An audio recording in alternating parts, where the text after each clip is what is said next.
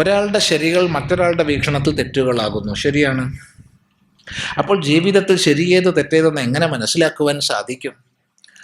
വേദോഖിലോ ധർമ്മമൂലം സ്മൃതിശീലേ ച തദ്വിതാം ആചാരശ്ചൈവ സാധൂനാം ആത്മനസ്തുഷ്ടിരേവ ച എന്ന് 4 പ്രമാണങ്ങൾ മനു പറഞ്ഞു തരുന്നുണ്ട്. എന്താണ് ധർമ്മം എന്ന് നിർണ്ണയിക്കുക എളുപ്പമല്ല. അപ്പം ഈ പ്രമാണങ്ങളെ വെച്ച് വേണം നിർണ്ണയിക്കുക. ഒന്നാമത് വേദം. വേദം എന്താ പറയണമെന്ന് പഠിക്കുക. വേദം എന്ന് പറയുമ്പോൾ കേവലം ഋക്ക്, യജുസ്, സാമം, അഥർവം എന്നിവയല്ല. വേദ വൈദിക ശാസ്ത്രങ്ങളൊക്കെ. അയ്യോ, അതൊക്കെ ഇപ്പോൾ പഠിക്കാൻ നമുക്ക് കഴിയുമോ? അപ്പോഴാണ് രണ്ടാമത് പറയണത് സ്മൃതിശീലേച്ച തദ്വിതാം. വേദജ്ഞന്മാരുടെ സ്മൃതികളും ശീലങ്ങളും. അവരോട് നമുക്ക് സംശയം ചോദിക്കാലോ. വിദ്വാൻമാരോട് സംശയം ചോദിക്കാലോ, ഏതാ ശരി ഏതാ തെറ്റെന്ന്. മൂന്നാമത് പറയും ആചാരശ്ചൈവ സാധൂനാം. സാധുക്കളുടെ ശ്രേഷ്ഠന്മാരുടെ ആചാരങ്ങള്. നാലാമതായിട്ട് പറയുന്നത് വളരെ ശ്രദ്ധിക്കുക, ആത്മനസ്തുഷ്ടിരേവച. നമ്മൾ എന്ത് ചെയ്യുമ്പോഴും ഉള്ളുന്നൊരാൾ പറയണില്ലേ ചെയ്യൂട്ടോ, ചെയ്യരുതേ എന്ന് പറയണില്ലേ, അയാളെ വാക്ക് കേട്ടാൽ മതി, വേറൊന്നും വേണ്ട. മനസ്സിൻ്റെ വാക്കല്ലേ. മനസ്സ് അധികവും നമ്മളെ ചതിക്കുകയ്യ. മനസ്സിനും സാക്ഷിയായ ഒരാളുടെ വാക്ക് ഉള്ളിൽ നിന്ന് സദാ ഉണ്ടാവില്ലേ? ഒന്ന് ഓർമ്മിച്ച് നോക്കൂ. നമ്മൾ ചെറിയ കുട്ടിയായപ്പോൾ മോഷണം ചെയ്യാത്തവരാരെങ്കിലും കൂട്ടത്തിലുണ്ടോ? ചെറിയ കുട്ടിയായപ്പോൾ മോഷണം ചെയ്തിട്ടില്ല.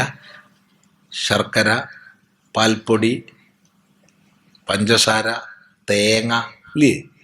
അമ്മ അടുക്കളയിൽ വെച്ച സാധനങ്ങൾ പമ്മി പോയി അമ്മ കാണാതെ കഴിച്ച ഓർമ്മയില്ലേ? ഞാനതിൻ്റെ ഒന്നാമത്തെ ആളായിരുന്നു. അയ്യോ, തേങ്ങയൊക്കെ ഒരു തരത്തിൽ അമ്മയ്ക്ക് പിടിക്കാൻ പറ്റരുതെന്നുള്ള രീതിയിൽ ചെരിച്ച് പൂളുന്ന ഒരു സമർത്ഥനായിരുന്നു. അപ്പം അത് അമ്മ പിടിച്ചു. പിന്നെന്ത് കണ്ടുപിടിച്ചു വെച്ചാൽ എലി കരളുന്നത് പോലെ പ്രത്യേകം അടർത്തി എടുക്കാൻ പഠിച്ചു. ഒരു ദിവസം അമ്മ പറഞ്ഞു, വലിയൊരു എലിയുണ്ട് നമ്മളെ വീട്ടിൽ, ഒരു ദിവസം ഞാൻ എലിയെ പിടിക്കും, പെട്ടിയിലാക്കി ഒരു ദിവസം. അയ്യോ, വലിയൊരു പെട്ടിയാ. വലിയ ഇരുട് കൂട്ടിക്കഴിഞ്ഞപ്പോൾ പക്ഷെ അമ്മയ്ക്ക് തെറ്റിപ്പോയി.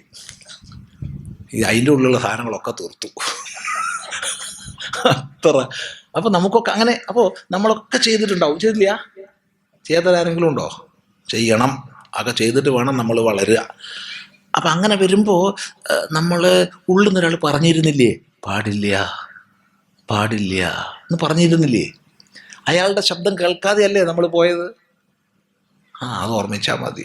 ജീവിതത്തിൽ എപ്പോഴും മനുഷ്യൻ അടിസ്ഥാനപരമായി ധർമ്മബോധമുള്ളവനായതുകൊണ്ട് മനസ്സാക്ഷി നിർദ്ദേശിക്കും.